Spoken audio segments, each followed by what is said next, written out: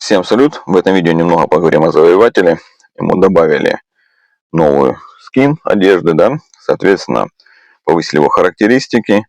Теперь у него стала очень высокая атака, 63,3, да, то есть подняли и защитные показатели. Но, к сожалению, на стриме я сказал, что он бьет по всем ультой, нет, он ультой бьет по 3 только целям.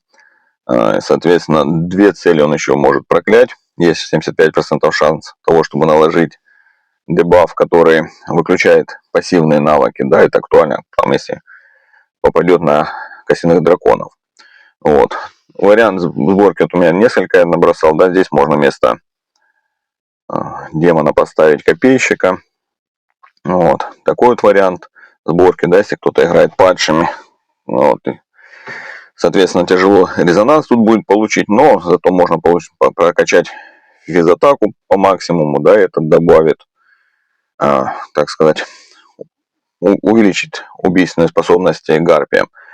Плюс этот самый, в таком варианте, ну, таланты я такие поставил, да, максимально зарядил на харизму, соответственно, силу поднял и сопротивление все-таки. Вот, но он играет обычно недолго, 3-4 боя максимум, да, то есть он затяжные бои не играет. Вот. Что получаем? И можно поставить бронебой. Я бы поставил вместо харизмы, наверное, вместо сопротивления здесь, если бы играл таким строем, да, то есть наши юниты D-ранга, ну, если срабатывает у них бронебой, они могут из стека ранга снести. Ну, вот, а если будут ходить 2 раза в самом начале, то это вообще актуально. Вот, можно применять такой вариант. Вот. И третий вариант у меня здесь такой. Более стандартный сейчас используется. И ставил его и с лисом, и с, получается, синим штормом. Машины не менял. Вот. Несколько боев провел, попросил, у меня нету, просил человека, да. Соответственно, сейчас покажу. То есть ставил против его, так сказать, оппонента прямого, да, против кого он должен играть. По стихиям, да, то есть и в таком варианте вот была победа. Вот, получается, здесь у нас то поставил нежить, с нежитью проиграл. Ну, это, скажем так, завоевателю с нежитью, наверное, все-таки надо машину другую ставить, лучше ставить паука, но тогда он будет больше урона сама машина вносить, да, здесь у нас больше в него с храмом и машина, да, то есть звери, ну, сами стейки не так много урона внесли. Тоже минус. А герой вообще урона не внес. Хотя 4 хода битвы было, и он как бы должен ультовать каждый ход, но и вообще урона не вносил. Так, здесь вот один из лучших боев был именно на падших. Здесь 2 хода, и гарпия, можно сказать, всех вынесла. Вот. Бои показать не могу, против шамана выкидывает. Вот, такой вариант был. Так, здесь у нас я поставил синего шторма. Ну, такое вот. Все. Почему-то здесь юниты меньше всего нанесли урона, больше всего нанесло именно храм. Так, здесь у нас... А здесь наоборот, да, тут медуза нанесла больше урона. Победили. Ну, дальше. Ну, тут по стихии тоже мы не попадаем. 3 хода продержался. Но лор стихии как раз наоборот. Если мы шамана контрим, то лор стихии контрит нас, да, здесь ожидаемо. Вот, потом я попробовал его против нового героя. Ну, к сожалению, здесь не прославился. Завоеватель не выиграл ни одного боя, да, то есть независимо от того. Не знаю, что я не ставил лиса. Ну, сейчас смотрим, кто лис у нас стоит с лисом. Попробовать. Ой, вот так. И попробуем с лисом, что он покажет.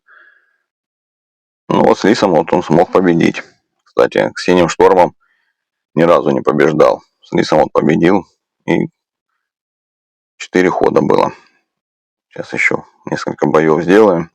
Посмотрим по статистике. Удобно, что можно статистику сразу смотреть. Вот проиграл. Ну, то есть, как-то так. Но тоже 4 хода и всего 15 миллионов урона, да, то есть это очень мало для героя. То есть, для того, чтобы он стал играбельный, я считаю, нужно в первую очередь, ну, все-таки один бой из 10. Ну, на арене, конечно, такой показатель, как он в боях 1 на 1 будет себя вести, неизвестно. Но вот в этот бой он выиграл более легко. Медуза всех постреляла. Ну что, можно с машинами поэкспериментировать. Можно много вариантов, да, смотреть. Но сказать так, что этот юнит, этот герой стал тащить, я не скажу. Да, он лучше стал играть. Но мы видим, что вот даже здесь против магов вообще абсолютно вообще не вывозит. Попробуем против шамана, да, вот последний. Как он себя покажет. Поможет ему он стихии или нет. Вот даже здесь он проиграл. Хотя... Поэтому пока у него не будет массовой ульту ему не сделать. Вот победил. Вот, массовую ульту не сделает, да. И, к сожалению, он не играбельный будет. Даже вот повышение физ-атаки не возвращает его в строй, да, то есть в первые ряды. Но то же самое мы проходили с пандой, потому что добавить чуть-чуть характеристики, увы, сейчас столько сокровищ, столько всего накачано у героев, что, к сожалению, это их не спасает. Можно попробовать машину поменять, можно попробовать таланты поменять, настройки у самого зверя поменять, да, то есть тут не сильно заточенный зверь под эти вот настройки, ну ничего. Но это все так не работает, да, если бы этот герой стал бы таким бы имбовым, это было бы сразу заметно. Но, опять же, и для тех игроков, которые играют с небольшим донатом, это усиление, в принципе, возможно, поможет. Да, потому что у соперников нет большого количества сокровищ, у соперников нету там перекачанного резонанса, соответственно, есть все варианты играть этим героем, да, то есть он станет более играбельным. Вот, как-то так. Ну, посмотрим, что будет дальше, время покажет. Но, к сожалению, костюм не сделал из него, не вернул его на тот уровень, который у него был, когда он появился. Опять же, это сугубо мое личное мнение. На этом все. Всем спасибо.